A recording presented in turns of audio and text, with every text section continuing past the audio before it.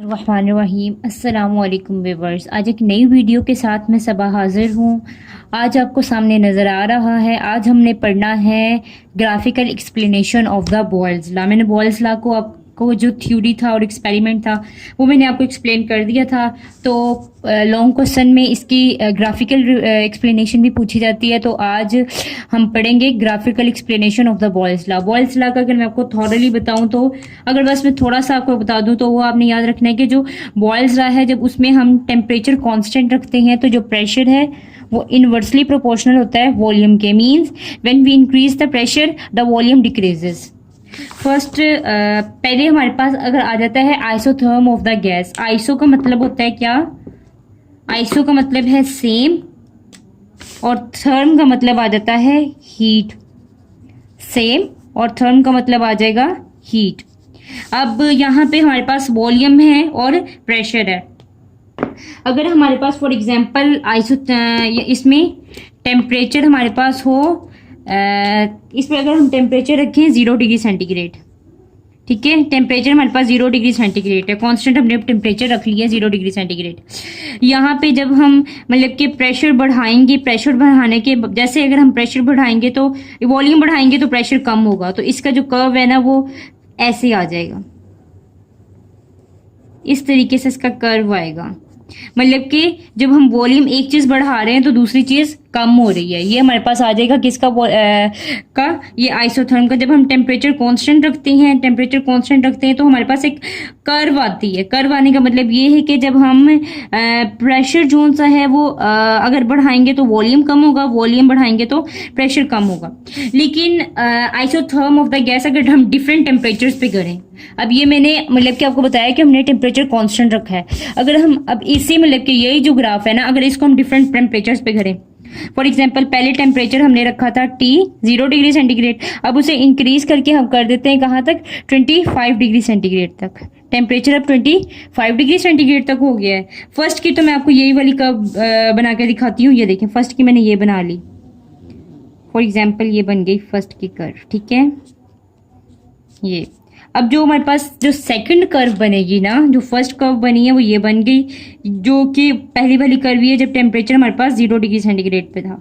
जब अब हम दूसरी कर्व बनाएंगे, टेम्परेचर 25 डिग्री सेंटीग्रेड पे रखेंगे, लेकिन जो हमारे पास कर्व होगी ना वो इससे अब हमारे पास वो अवे जाएगी प्रेशर एक्सिस।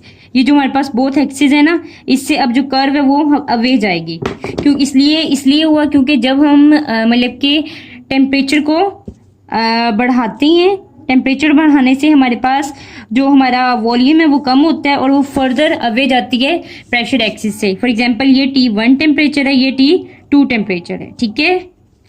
ये भी आपको क्वेश्चन में पूछा जा सकता है, ग्राफिकल एक्सप्लेनेशन में ये शॉर्ट क्वेश्चन आ जाता है, इसलिए आपको इसका भी पता होना चाहिए। अब हमारे पास ये दो हो गए, अब हमारे पास थर्ड है। थर्ड में हमारे पास है कि जब हम ग्राफ को प्लॉट करेंगे प्रेशर के दरमियान और इनवर्स ऑफ वॉल्यूम के दरमियान। अब जो ये हमारे पास नेक्स्ट ग्राफ है, इसमें हमारे पास प्रेशर हमने एक्स एक्सिस वाई एक्सिस में रखा है और इनवर्स ऑफ वॉल्यूम हमने एक्स एक्सिस पे रखा है। इसका मतलब ये है कि जो प्रेशर है और वो इनवर्स ऑफ वॉल्यूम है, प्रेशर और इनवर्स ऑफ वॉल्यूम का जो आपस में रिलेशन है ना, प्रेशर इनवर्स ऑफ वॉल्यूम के डायरेक्टली प्रोपोर्शनल है, ठीक है। प्रेशर इनवर्स ऑफ वॉल्यूम का डायरेक्ट रिलेशन है। तो ये हमारे पास डायरेक्ट रिलेशन आ जाता है। तो जब हम इसकी कर्व मतलब कि जब हम प्रेशर इंक्रीज करते हैं तो जो वॉल्यूम का इनवर्स है वो भी इंक्रीज होगा। तो जो जब भी हम पहले पढ़ते हैं तो जो डायरेक्ट रिलेशन होता है हमेशा उसके हमें स्ट्रेट लाइन ऑब्टेन होती है, तो इसकी भी हमें स्ट्रेट लाइन ऑब्टेन होगी। ये देखिए, यहां से हमें इसकी स्ट्रेट लाइन ऑब्टेन होगी, ये एक लाइन ऑब्टेन हो गई है स्ट्रेट। ये देखिएगा, ये एक स्ट्रेट लाइन ऑब्टेन हुई है। ये हमारे पास मतलब कि प्रेशर और वॉल्यूम, जब हम प्रेशर इंक्रीज करेंगे तो इनवर्स ऑफ वॉल्यूम भी इंक्रीज होगा और हमें एक स्ट्रेट लाइन ऑब्टेन होगी। अगर हम अब इसे डिफरेंट टेम्परेचर्स पे करें, डिफरेंट टेम्परेचर्स पे करेंगे, फॉर एग्जांपल ये हमारे पास T1 टेम्परेचर है। अब अगर हम टेम्परेचर को इंक्रीज कर दें, T1 टेम्परेचर 0 डिग्री सेंटीग्रेड और T2 अगर हम कर दें 25 डिग्री सेंटीग्रेड, तब भी हमें स्ट्रेट लाइन ऑब्टेन होगी। लेकिन जो स्ट्रेट लाइन होगी वो प्रेशर एक्सिस के क्लोजर होगी। ये अब देखें, अब मैं इसे डिफरेंट कलर से शो करती हूँ।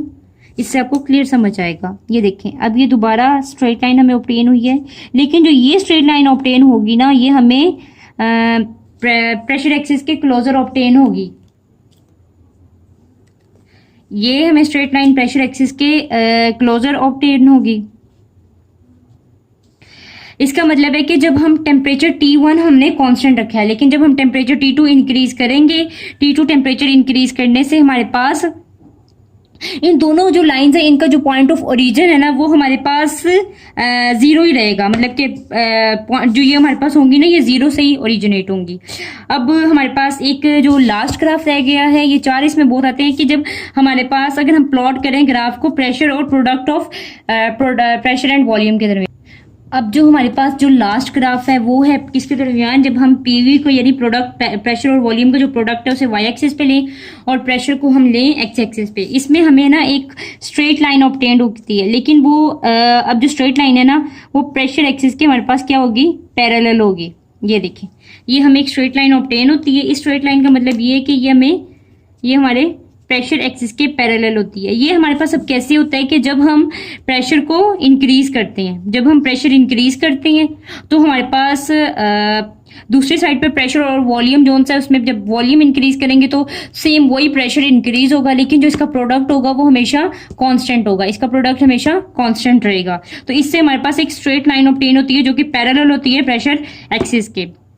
जो ये हमारे पास बिहेवियर है ना, ये गैसेस की नॉन आइडियल बिहेवियर शो करता है गैसेस का। ये जो स्ट्रेट लाइन है, इससे हमें पता चलता है कि जो गैस है का बिहेवियर है वो नॉन आइडियल है। और लेकिन जो बॉयल्स लॉ है ना, वो हमेशा हमारे पास एप्लीकेबल होता है आइडियल गैसेस के लिए। आज का लेक्चर सिर्फ इतना ही था। आई होप दैट आपको मेरा लेक्चर पसंद आया होगा। अगर आपने मेरे लेक्चर से इन्फॉर्मेशन हासिल की है तो प्लीज़ मेरे चैनल को सब्सक्राइब करें, मेरी वीडियोस को लाइक करें। Thank you for watching my video. Okay, Allah हाफिज़।